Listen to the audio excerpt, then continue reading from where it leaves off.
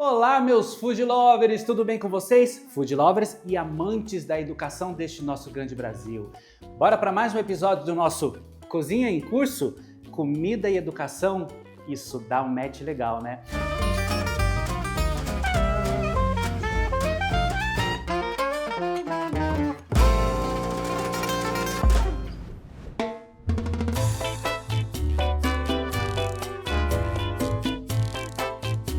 E hoje nós vamos receber aqui uma pessoa que é uma assumidade nas redes sociais quando se fala em educação. Vou fazer um texto aqui para apresentá-lo de forma mais direta e objetiva. O nosso convidado aprendeu cedo que estudar não era uma opção, era caminho. De vendedor de amendoim nos estádios a professor de matemática, eleito 2 vezes o melhor professor de Florianópolis por voto popular. Ele construiu sua história mostrando que a educação muda vidas. Fenômeno nas redes sociais, palestrante em todo o Brasil. Ele carrega um lema simples e direto: vão estudar! Aqui a ideia hoje, gente, é cozinhar sem pressa. Conversar sobre escolhas, esforço e futuro. Com vocês, Henrique Foster, alguém que lembra que todo dia estudar ainda vale a pena. Fala galera, tudo bem? Ei, fala maravilha. Cardoso! Opa, e veio Fala, meu amigo. a caráter com seus patins. Ah, mas não podia ser diferente, Ah, né? lógico, é a sua marca. Equipada aqui num lugar desse maravilhoso. Muito feliz de ter você com a gente nesse Eu projeto. tô muito feliz. Dividir conosco, além dos seus milhões de seguidores, dividir com o nosso público o que é educação, o que a gente pode fazer para melhorar a educação do país. E você tem uma bagagem fantástica para que a gente consiga fazer isso aqui hoje. Muito obrigado. Muito obrigado, eu que agradeço. A gente vai falar de educação, falar de redes sociais, falar de comida, vai ser maravilhoso. E a educação tem que ser isso mesmo. A gente jogar nesse universo de possibilidades para que a educação fique cada vez mais gostosa. Ah, e gostosa como a receita que a gente vai fazer aqui hoje. Hoje nós vamos fazer uma massa, um rigatone com ragu de linguiça toscana. Quando a gente estava conversando, né, na nossa entrevista, eu quase fui ousado, quase fiz uma cuca, porque nosso convidado de hoje, ele é de Floripa, de Santa Catarina. Santa Catarina. E lá tem essa receita que é maravilhosa e é uma das minhas receitas preferidas. Mas eu falei, não vou ser ousado a este ponto. Vamos numa massa que eu fico mais tranquilo. Bora cozinhar? Bora cozinhar. Falar? A gente, para começar, a gente vai fazer nosso ragu, mas eu queria que você me contasse como que foi o seu começo. Como você se descobre educador? Então, meu começo da educação é sempre na infância, né? Toda criança deve estudar. E comigo não era diferente. Só que meus pais, naquele momento, eram pessoas sem estudos. A minha mãe tinha até a 4ª série. O meu pai tinha um ensino médio, tinha um técnico de contabilidade. E eu e meu irmão, nós só podíamos brincar depois que a gente terminasse os estudos. Uhum. Só que ela fazia um pouco diferente. Nós tínhamos que fazer a tarefa do dia e estudar a matéria do dia seguinte. E só podia ir pra rua jogar bola depois que tivesse terminado todos os estudos. Ou seja, ela já tinha uma técnica de estudo. Uma técnica. Mas para você ver que uma pessoa que não estudou teve a visão de colocar os filhos a estudar para que dali já começasse a mudar uma certa realidade. Então, fantástico. Minha história com a educação começou com a minha mãe, que não estudou. É um pouco contraditório, mas é a história de muitos brasileiros que a gente tem e que mudam a história das suas famílias, das suas gerações futuras, fazendo esse ponto de partida, mostrar que a educação é importante. Essa memória que você tem, você lembra de qual idade você tinha, mais ou menos? Ali era entre 6 anos, 7. Logo no comecinho. Pré-escolar, 1ª série, 2ª série, já tinha essa cobrança bem forte aí para estudar em casa. De qual cidade exatamente você é? Então, eu nasci em Santa Maria da Imperatriz, só que eu morei já em Palhoça, morei em Florianópolis e atualmente eu moro em São José, que é do ladinho ali. Ah, que legal. Ó, eu sei que a marca dele, vão estudar, mas agora a gente vai trocar. Boa. Porque eu vou te dar, para que você não se suje, nosso avental, para que você não se suje agora, porque tu vai colocar a mão na massa com a gente. Vamos lá. Bora lá, quer que eu te ajude? Quero. Bora. Henrique, quando você, fazendo a pesquisa sobre a sua vida, eu vi que você vendia amendoim nos estádios. Conta isso pra gente, por favor. Então, eu quando fui morar em Florianópolis, a gente foi morar num bairro chamado Capoeiras. E a nossa vizinha, ela vendia amendoins nos estádios. E ela levava as crianças, adolescentes do bairro para poder vender amendoim com ela. Então, não que a minha família precisasse, né? Eu não costumo me colocar numa situação que não é nossa. Mas sabe aquele dinheirinho que sobrava para fazer algo a mais? Por exemplo, a gente vai no mercado, era aquele dinheirinho do amendoim que comprava bolacha a mais. Final de semana, aquele passeio para pagar o ônibus, era aquele dinheiro a mais. Então, não sobrava dinheiro lá em casa. Meu pai sempre batalhador, minha mãe sempre cuidando muito da gente, mas era aquele dinheirinho que sobrava. Então, foram dos 10 aos 15 anos. Aí, claro, a história foi passando e tal, eu tive que fazer algumas opções para que eu não fosse um vendedor de amendoim para a vida inteira. Apesar de ser muito legal, ser digno e tal, talvez eu pudesse um pouco mais além, poder fazer outras coisas. Em que momento que você se dá conta dessa necessidade? Então, como eu vendi dos 10 aos 15 anos, eu fiz o meu ensino fundamental sempre em escola pública. No ensino médio eu fui para a escola particular. Só que quando eu cheguei na escola particular, ali entre 14 e 15 anos, quando eu ia para os estádios vender amendoim, quem estava nos estádios eram meus amigos de sala de aula. Então quando eu chegava na sala de aula, até pergunto para vocês, tá? Adivinha qual era o meu apelido? Qual tu acha que era o meu apelido? Amendoim? Óbvio. Tá fácil, né, gente? Era amendoim. Aquilo era legal, não me incomodava tanto, mas uma piada muito repetida por muitas pessoas vai te deixando cansado. Então, em algum momento, eu comecei a ficar envergonhado de fazer aquilo. Não deveria, tá, gente? Hoje eu me sinto super orgulhoso, eu vejo como isso foi importante na minha história. Mas imagina, eu com 15 anos de idade, olhando para aquele saquinho e me perguntando, né? Tá, e agora? O que eu quero daqui para frente? É isso que eu quero mesmo? Ser vendedor de amendoim? E tava tudo bem. Tava tudo certo. É digno, como eu falei, então era muito legal. Mas se eu quisesse realmente mudar, qual era a minha única saída? Minha única saída era estudar. Era a única saída que tinha para mudar aquela realidade, então foi o que eu fiz. E muito. E quando você olha para trás, o que esse menino de 15 anos que você acabou de dividir conosco te ensina sobre coragem? Olha, se eu pudesse conversar com o Henrique lá atrás de 15 anos, eu chegaria para ele e pediria obrigado. Assim, obrigado por me ensinar hoje, um adulto, que o esforço que você fez lá atrás está surtindo efeito agora aqui na frente, 25 anos depois. Então, se eu sou referência hoje, se eu posso hoje me comunicar, me conectar com o jovem, é porque tem uma história bonita, eu posso contar essa história. E eu tento levar isso para os jovens do Brasil inteiro aí, mostrando para eles que a história que eles estão construindo hoje, tudo que eles fazem, eles podem contar lá na frente. Isso vai gerar valor e valores, principalmente. Então, que eles continuem fazendo isso, só que é o seguinte, nunca desistir dos seus sonhos. E para isso, você vai ter que estudar bastante.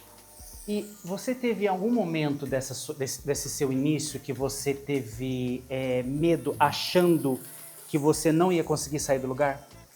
Sim, porque o estudo, a educação, ela não é algo imediato. A gente começa a estudar para surtir o efeito anos depois, lá na frente. Então, se eu ficar o dia inteiro estudando hoje, talvez eu não tenha o resultado amanhã. Então, por exemplo, aquele jovem que não estuda e um dia antes da prova estuda demais. Chega na prova, não tira aquela nota que ele gostaria. Ou seja, não é imediato o resultado. Então, o estudo é algo constante. Então, para a gente perceber, a gente consegue perceber isso com a experiência. Hoje tu sabe. Você também é da educação, você sabe que está colhendo vários frutos por ter estudado até aqui. Então, quando eu vejo os jovens, eu tento mostrar para eles que eles precisam de constância, história. E que vai dar certo. Que é um processo perene, né? Não é do dia para a noite, que isso Exato. precisa ficar muito claro. Falando um pouquinho da receita.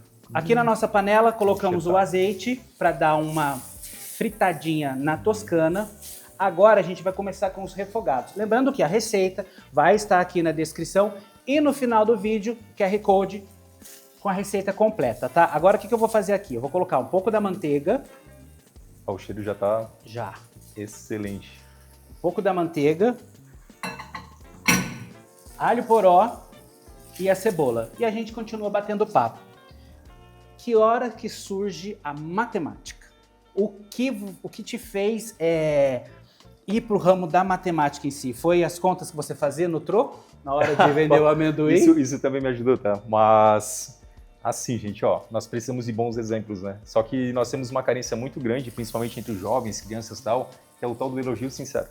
Então, quando eu estava lá na minha 8ª série, 7º ano, na verdade, eu estava fazendo um cálculo matemático, o professor passou um cálculo no quadro e tal e pediu para os alunos fazerem. Isso é comum nas escolas e, enfim, eu estava lá tentando fazer o cálculo. E consegui. E durante o processo, lá eu fazendo, ele só passou do meu lado, tocou no meu ombro assim, ó, você é bom. E eu fiquei com aquilo na cabeça. Pô, se meu professor está falando que eu sou bom, eu devo ser, né?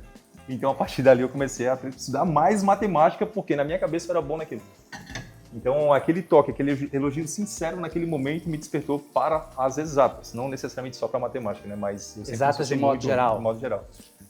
E eu já sou de humanas, Ah, sempre fui. imagina. Sempre tive muita dificuldade com exatas, com números. Meu grande problema na área de química. Química? Eu tenho uma grande dificuldade. Física e bom, química é de um legal. modo geral. Eu prefiro mas matemática. Química, matemática. Minha sogra é professora de matemática. legal. E se formou depois dos 50. Olha só. E hoje ela Que dá legal. aula de matemática, dá aula de matemática no estado, gosta.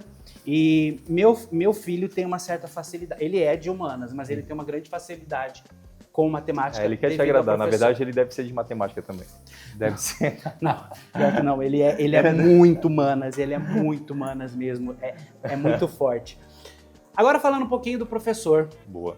a Vamos lá. gente, para quem ainda não segue, eu já falei, siga o Henrique nas redes sociais. Segue ele, hein? Ele tem uma forma muito peculiar de ensinar e é muito gostoso de ver ele ensinando, dá vontade de você pegar um caderno e estudar. Você ficou conhecido por criar conexão com o real com os alunos. O que você percebeu que estava faltando na escola tradicional e de que maneira você conseguiu converger isso em estudo? O professor no Brasil, na verdade, ele é preparado para dar uma aula tradicional. Fato. Uhum. Todo mundo sai preparado para dar aula tradicional. Se eu for reproduzir o que meus professores faziam na universidade, eu vou dar só aula tradicional. Então, eu acredito que a experiência me fez mudar muitos hábitos. Como eu fui um bom aluno, na universidade eu fui considerado o melhor aluno do curso de matemática na época que eu fiz lá na UFSC, nossa Federal de Santa Catarina, e eu sei muito conteudista. Eu imaginava que o meu aluno precisava ser o melhor aluno de matemática, porque ele tinha um bom professor, que tinha muito conhecimento. Mas não é bem assim. Eu comecei a entender como funcionava de fato a educação brasileira. A educação infantil, ensino fundamental, ensino médio e ensino superior. E como eu fui muito para o ensino médio, eu sempre foquei em trabalhar com adolescentes e pessoas um pouco mais jovens ali, eu comecei a entender que nós fazíamos uma apresentação de cada ciência. E nessa apresentação, nós estávamos caçando talentos. Então, por exemplo, você às vezes não gosta tanto de matemática, mas você é um mestre nas humanas, está tudo bem. Só que na minha cabeça de um profissional iniciante, não estava, ele tinha que saber tudo de matemática. Então, eu comecei a olhar para o aluno de forma diferente, não só para o conteúdo. Mas até isso acontecer, passaram-se alguns anos. Que a experiência vai nos moldando e deixando nós cada vez melhores. Uhum. Então, nesses 22 anos em sala de aula, eu fui evoluindo muito como professor e tendo essas sacadas. Então, tiveram alguns pontos de viradas na minha vida profissional para que isso acontecesse. Uhum. Mas a principal, para responder sua pergunta, foi na pandemia. Quando a gente foi para casa, a educação ela parou praticamente por um ano. Né? Professores em casa, alunos em casa. E eu comecei a ficar mal, porque eu dava aulas online e nenhum aluno respondia. Imagina eu chegar todo animado, vamos lá galera, bom dia, e ninguém respondia. Então eu percebi que nós, professores e alunos também, nós da educação estávamos ficando doentes. Né? Nossa saúde mental não estava boa. E eu pensei, eu tenho que voltar diferente. Porque se eu não voltar diferente, eu vou deixar de ser professor. Uhum. Então quando eu voltei da pandemia, a primeira coisa que eu fiz foi voltar com os patins no pé. Já Que dava é uma isso outra a aula de pergunta. patins e tal. Só que daí eu aprendi também a trabalhar com outras situações. Eu aprendi a virar notícia. Então, patins no pé, ao entrar na sala, ou entrar numa palestra, ou entrar em qualquer ambiente, várias pessoas andam de patins. Mas por que elas não viram notícia? Porque é o objetivo e o ambiente. Então, o que eu precisava naquele momento? Para alunos que estavam mais de um ano fora da sala de aula, chamar a atenção. Eu precisava que eles olhassem para mim muito. E aí o patins foi essa ponte de virada. Então, isso eu queria saber. Antes, vamos pro nosso macarrão. Boa. Por favor, coloca o macarrão aí. Já tá em água. Espera aí, só colocar um pouquinho de sal. Dica, hein? Água, bastante água. Sal, pode ser sal fino mesmo, se você quiser sal grosso, pode ser, mas eu prefiro sal fino. Água fervendo, pode colocar o nosso macarrão. O cheiro que tá esse aqui, a delícia. Pode colocar, isso, por favor. Aí, eu queria que você me explicasse por que patins? Da onde surgiu isso? Você andava de patins? Aí é roller, eu sou da época que patins eram aquelas duas rodinhas, uma do lado da também, outra. Tá? E que momento você teve a ideia de usar um patins? Assim, gente, ó, na sala dos professores, assim, a gente costuma não conversar muito sobre nós, né, levar nossos problemas. Então, eu acredito que muitas coisas devem mudar no ambiente da sala dos professores, até para os professores vão mais felizes para a sala de aula. Então, como eu estava num momento ruim na pandemia, eu tinha poucos colegas que de fato eu poderia conversar. E um chegou para mim e falou assim, cara, por que tu não volta de patins? E eu assim, não voltar de patins por quê, cara? Sem graça. Imagina dar aula de matemática com patins. Aí ele soltou uma frase que também foi um ponto de virada. Você vai ser o único professor no Brasil que dá aula de matemática usando patins. Então, se eu fosse você, eu faria. E tu sabe, né? Se não der certo, não vai mais. E eu fiquei com aquilo na cabeça. Só que eu não imaginava que quando eu voltasse com patins, os alunos iriam gravar, botar nas redes sociais deles e os vídeos começariam a viralizar nas redes sociais deles. Entendeu? E aí eu comecei a trazer para as minhas redes sociais. E aí eu virei, naquele momento, professor do patins. Não, e é legal. E além dos patins, você usa muito comida também, né? Nossa, demais. O dia da pizza, pizza, eu achei aquilo o máximo. Sushi, picolé, sorvete, já inventei de tudo na sala. Eu vi do dia da pipoca também, achei fantástico. Porque, querendo ou não, quando a gente fala em comida, a gente desperta outros sentimentos na pessoa. Sim. Você acaba criando o que eu gosto de falar muito, meus food lovers, seguidores sabem, que é a gastronomia afetiva, a memória gastronômica. Que te remete à avó, a tempo de mãe, a pai, e a comida traz isso. E eu percebo muito isso nos seus vídeos, que os seus alunos têm essa ligação, tanto do patins quanto da questão da comida. Isso é legal. É muito legal.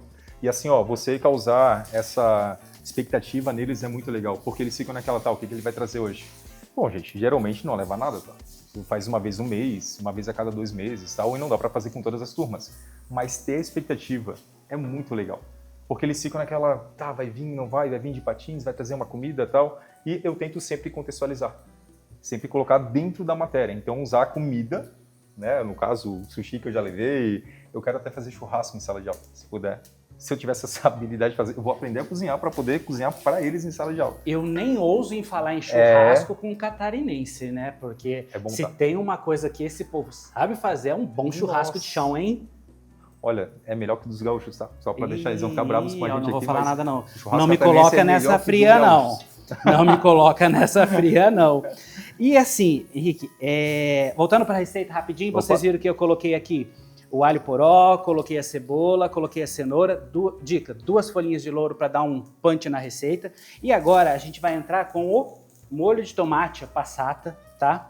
Para fazer com que o nosso ragu comece a tomar corpo, tá? Você gosta de massa? Adoro. Perguntar pro catarinense se gosta de massa é redundante, né? A cultura italiana lá é bem forte. É muito forte, né? Eu adoro uma massa. Em casa a gente consome bastante massa. Uhum. O nosso grano duro já estava a baixar um pouco o fogo. Lembrando, gente, que a receita vai estar... fogãozinho estilo Ana Maria Braga, ó. Lembrando vocês, mais uma vez, que a receita vai estar disponível para que vocês possam reproduzi-la, tá? E neste momento, prestar atenção só no nosso convidado. Nosso rigatoni já está aqui, quase no ponto. Henrique, me tira uma dúvida. O que você tenta despertar primeiro no aluno? Atenção, confiança ou autoestima? A gente tem se eu falar os 3 é um pouco errado, né? Mas eu vou tentar colocar assim em graus de... Nós temos o ano inteiro para trabalhar com os alunos. O ano inteiro. Então, não se deve fazer tudo no primeiro dia de aula. Você não vai mostrar todas as suas armas no primeiro dia de aula, porque senão tu pode correr até o risco de perder a graça. Então, o que eu acredito? Primeiro é se conectar, ponto de conexão. Ele sentir confiança em você para que tudo que você fale faça sentido para ele. Então, é a questão de se conectar. Então, existem pontos bem interessantes para isso. Chamar pelo nome, identificar semelhanças, fazer elogios sinceros, como o meu professor do ensino fundamental fez, e talvez hoje eu seja professor por causa desse gesto que ele fez, entendeu? Despertar o desejo também dele. E, claro, ser verdadeiramente interessado. Quando ele falar, você realmente escutar. Ouvir, né? Ouvir. Então, esses pontos de conexão nos ajudam demais. E o despertar interesse é quando as aulas estão começando, tal, tu começar a fazer perguntas meio que aleatórias. Aí, vocês gostam de macarrão, por exemplo? Se todo mundo falar que sim, eu posso criar uma aula que tenha macarrão, eles vão gostar. Agora, imaginem vocês, eu fazer uma aula, e eu falo assim, trouxe sushi para todo mundo. E mais de metade da turma não come sushi, não gosta. Você não cria conexão, né? Não cria conexão, eu crio uma expectativa que não vai se tornar aquela aula que eu esperava, aquela aula memorável. E, claro, eu gastei energia, talvez gastei dinheiro, gastei parcerias que não deveria, uma situação que os alunos não gostam. Então, assim, conhecê-los é o principal ponto. Uhum. Tá? Conhecer é o principal ponto. E, claro, né, a gente saber o objetivo que nós temos em cada aula. O objetivo é tal conteúdo, vamos mostrar aquele conteúdo. Mas dá para fazer de forma diferente. Muito diferente. Aí, Henrique, a gente... Só mexer um pouquinho o Opa. macarrão, porque senão o macarrão pode grudar. E eu vou pegar uma diquinha, ó. Um pouquinho da água do cozimento do macarrão, trazer para cá, Boa. para deixar o nosso ragu um pouquinho encorpado. Agora deixa eu fazer uma pergunta, que é uma pergunta que eu acho até preocupante. Uhum. Quando as suas aulas começaram a viralizar, você acaba se tornando uma pessoa de grande abrangência comunicacional, vamos dizer assim, nem sei se é essa a palavra correta, mas você acaba tendo uma visibilidade muito grande. E com essa visibilidade vem uma coisa chamada responsabilidade. E hoje, quando a gente fala em internet, a gente fala em rede social, isso pesa. Como que você trabalha isso? Como que você tem esse cuidado? A rede social, ela é muito boa, mas ela também pode ser muito perigosa. Então, eu tive que entender que influenciador que eu quis virar. Eu não falo, por exemplo, na minha rede social de religião, não falo de festas, não falo de família, eu falo de educação.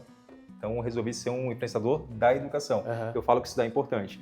Mas é complicado porque é o acaso. Todos nós começamos com 0 seguidores. Então, ninguém sabe se vai viralizar. Tu pode ter o desejo de ter vários seguidores, ter várias visualizações, mas não é o que está no nosso poder. Então, quando a internet começa a nos abraçar, algum motivo tem. Se fosse simplesmente botar o patins no pé e vai dar milhões de visualizações, nós seríamos vários brasileiros que só por ter o patins no pé já estariam bombando nas redes. Então, tu começa a entender que existe um propósito ali por trás. Uhum. Então, eu comecei a, de fato, verificar que nós precisávamos de alguém da educação para esse mundo da internet. Uhum. Porque várias pessoas falam outras coisas. Tem gente que faz propaganda de tigrinho e tal, e por que não falar que estudar é bom? Que estudar dá futuro? Então, foi isso. E quando você viralizou, o que isso mudou dentro de você enquanto educador? Então, no início ali, eu não sei se vocês perceberam, mas os vídeos que eu coloco que dão mais visualizações de verdade são vídeos da minha aula. Aula mesmo, assim, são cortes da minha aula. Vocês não veem eu contando piada na internet? Não, nenhum. O pessoal às vezes pode achar engraçado, tal, pode achar que tem humor, entendeu? Mas não tem um humorista ali por trás. Eu não pego, por exemplo, aluno, gravo o textinho com eles e coloco a falar, aqueles memes, tal, não faço isso. Então tem várias aulas legais que eu fiz que, por eu não ter um profissional filmando, elas não foram utilizadas. Mas é legal porque quando a gente vira professor influenciador, muitos alunos não conseguem entender essa diferença.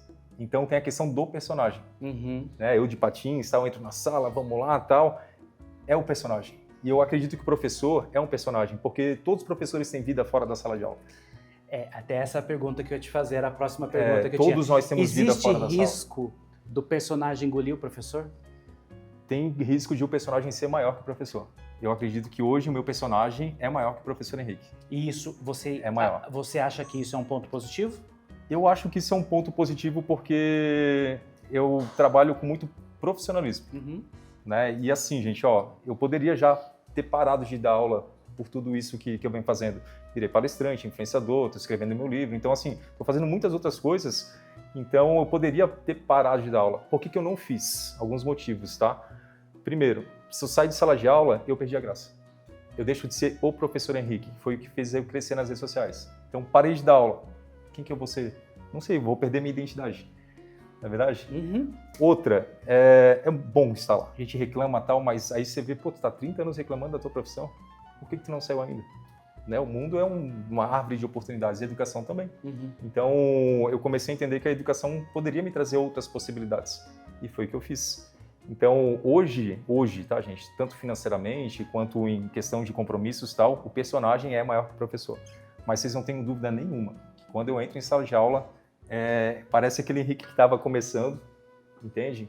Com a ideia de ensinar, de trazer sempre a matemática para eles, mas, claro, para sair dali bem, sabendo que eu fiz um bom trabalho e que o aluno vai para casa sabendo também que a vida dele mudou um pouquinho por eu estar ali com ele. Sabe uma coisa que é legal quando a gente está vendo seus vídeos trazem vida. na sala de Pô, aula. que bom. É, Que bom, a gente observando, legal. a gente vê na maneira como você conduz, eu consigo enxergar isso, vida na sala de aula. Porque a educação, para você ter uma boa aula, para você marcar a vida de alguém enquanto um agente educacional, você precisa disso, né? Precisa de vida. Trazer vida para aquela realidade, para aquele momento. Voltando para a receita, Boa. raguzinho feito. Agora a gente vai finalizar com azeitona preta, tá? Aqui, ó. Nossa. Que delícia. Pô, Isso tá daqui, dando não é água na comida, isso boca. daqui não é comida de domingo? Nossa. Sabe aquela comida que a nona, que a avó vem e faz pra gente? E em casa, a gente adora pegar um pão nessa hora e dar uma chuchada no pão aqui, nesse ragô. E parece Isso é fácil bom. de fazer, né, Cardoso? É super O pessoal fácil. em casa, não tem tanta habilidade, pega a receita rapidinho. Essa já. é uma receita simples, tá? Esse ragu você pode usar com qualquer tipo de massa, com qualquer tipo de receita, na verdade. Eu vou tirar o macarrão, porque eu não gosto do macarrão muito mole. Eu gosto do macarrãozinho mais al dente. Vamos deixar ele escorrendo aqui. Aí, deixar ele escorrendo aqui, ó. Panela nova, gente, ó. Vou fazer diferente, para não ter problema, ó. Vou colocar para cá, pra gente não ter problema, ó. Deixa ela aqui, Boa. pra gente não fazer nenhuma caquinha aqui, tá? Outra coisa que a gente pode fazer, esse ragu, a gente pode servir em cima de uma polenta. Nossa, sério? Eu faço uma polenta tradicional, aí geralmente eu coloco numa tábua a polenta, metade da polenta, uns pedacinhos de queijo, o resto da polenta, e você vem com esse ragu por cima. Nossa, E para ficar uma coisa saudável, você põe umas folhas de rúcula, rala um queijo, pronto. Nossa. É uma comida de domingo fantástica. Pô, parece bem prático, hein, gente?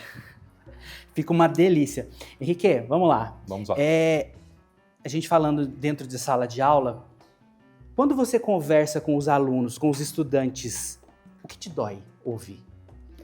Olha, tem duas situações, tá? Eu como professor e eu como palestrante. Eu também estou rodando esse Brasil conversando com alunos e com professores, mas vamos focar nos alunos. Eu vejo que os nossos jovens, eles não veem mais a educação como ponto de futuro. Na verdade, eles não pensam mais em futuro. Parece que tudo tem que ser imediato, tudo tem que ser para amanhã. Tudo é amanhã. Um tempo de 1 minuto de TikTok. Tudo bem, eu entendo, é questão de geração e tudo mais, mas cabe a nós trazer bons exemplos. Nós somos educação, nós temos que mostrar o caminho. Então, quando eu conto a história que eu era vendedor de amendoim, com uns 15 anos, eu tinha que tomar uma decisão e pergunto para eles, qual era a minha única saída? A resposta é única, tem que estudar. Então, levar esse tipo de exemplo, não só o meu. Eu conto com muito orgulho, mas eu posso contar várias outras histórias. Mas a única que eu posso contar de forma verdadeira e genuína é a minha. Então, outras pessoas que tiveram também situações como essa, que a educação foi um ponto de transformação, tem que trazer isso. Pô, vai em escolas, ajuda. Então, em sala de aula, eu sempre falo para eles. Claro que eu não vou falar no primeiro dia de aula, porque é dia de se apresentar e tal, mas durante o ano inteiro, não dá para tirar uma aula para a gente contar histórias legais e mostrar que a educação conecta. Isso é... E quando a gente pensa em educação, ensino fundamental, ensino básico ali, tem praticamente todo mundo. Depois vai afunilando. São poucos que conseguem chegar no curso superior. E por que eles não chegam? Não tem exemplos. Muitas vezes o pai não estudou, a mãe não estudou, e eu costumo perguntar para eles, tá? Vocês conhecem alguém que não estudou e é alguém na vida? Aí todo mundo fica naquela dúvida, né? Qual que é a resposta politicamente correta? Eu falo assim, gente, todo mundo é alguém na vida. Estudando não, meus avós não estudaram, minha mãe só tinha até a quarta série. Eu ia justamente voltar nesse link, a sua mãe do nosso Conversa da Conversa, claro, que te deu todo o caminho para o estudo, sim, mesmo sem ter estudado. E aí, se eles não tiverem esse exemplo, alguém que faça esse ponto de mudança e faça eles estudarem, quem que vai fazer isso? Quem vai tomar esse posto? Eu acredito que somos nós. Os bons exemplos, os professores. Então a educação é para isso. Nós temos que trazer bons exemplos para a sala de aula. E é isso que eu tento fazer com os meus alunos, nas minhas palestras, para que de fato eles comecem a estudar, para mudar a vida deles. E nós somos um time grande. Nós hoje falamos mais de 3 milhões de professores, diretores nas escolas, no último censo que foi feito no país. Então, assim, nós somos um público que realmente é responsável por mudar essa história no país, né? Vamos finalizar nosso macarrão, nosso rigatone. A gente vai... Agora, coisa boa, né? Cozinhar falando de educação, que maravilha. É ótimo, né? Nossa. Eu acho isso tão importante. Eu acho que mais gostoso que isso vai ser só a gente comer isso depois. A gente vai finalizar aqui. Galera, Como vocês viram, macarrão já sendo incorporado à receita, a este ragu. Nós vamos fazer o que agora, tá? Nós vamos empratar, nós vamos deixar tudo de maneira muito bonitinha para vocês e a gente vai fazer o quê? Degustar. Para isso, a gente volta... Ó, fiz até caca aqui. Para isso, a gente volta no próximo bloco. Fica aí. Sabe aquela pergunta que ninguém tem coragem de fazer? Mas aquela pergunta que a resposta vai ter que ficar só entre a gente? Bora lavar essa louça?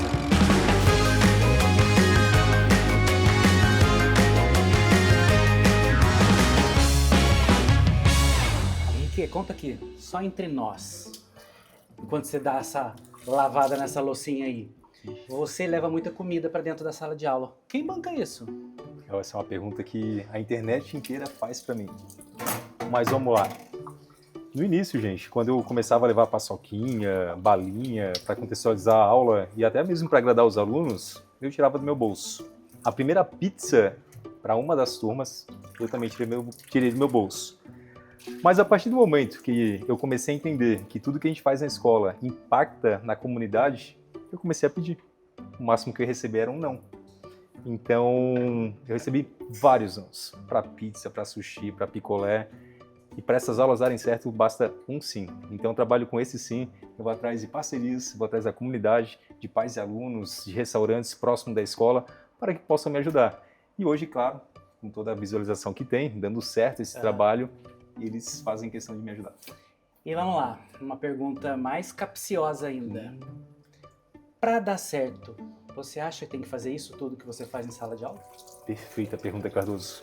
Para ser um bom professor, você não precisa fazer nada disso. Nada disso. O que você tem que fazer é se conectar com o aluno, entender ele, pensar, e claro, ter conteúdo, que é um dos principais pontos, mas principalmente saber o ser humano que está lá e saber se comunicar. Então, para ser um bom professor, não precisa andar de patins, levar pizza, sorvete, picolé, nada disso. Meus professores não faziam isso. Mas por que não fazer diferente? Então, dentro da sua realidade, dentro das suas ferramentas, faça diferente também. É, meus food lovers, louça boa é louça lavada.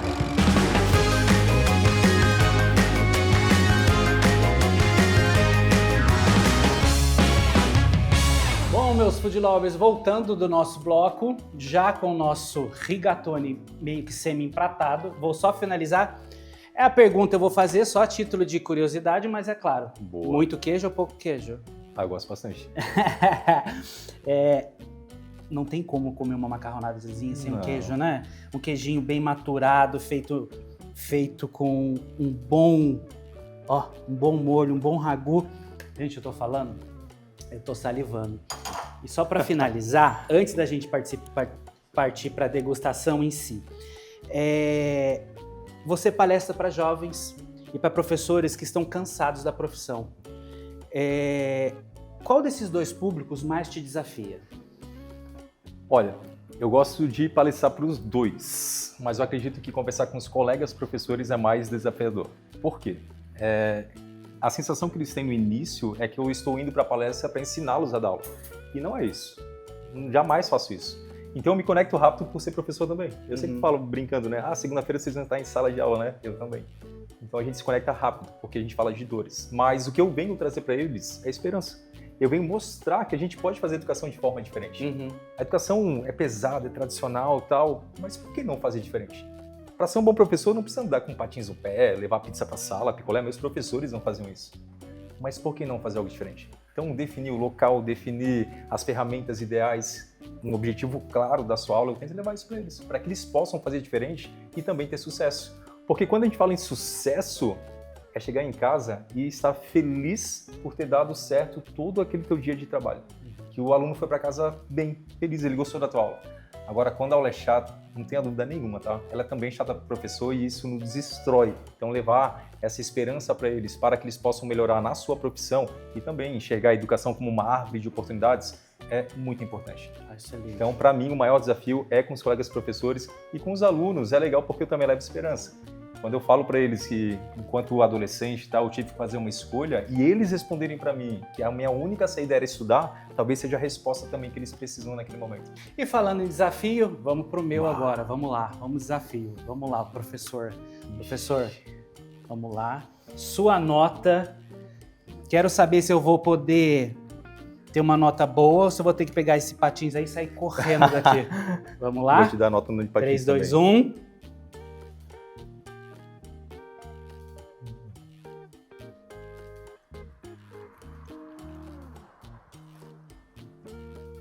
Não consigo falar. Então fica aí, professor.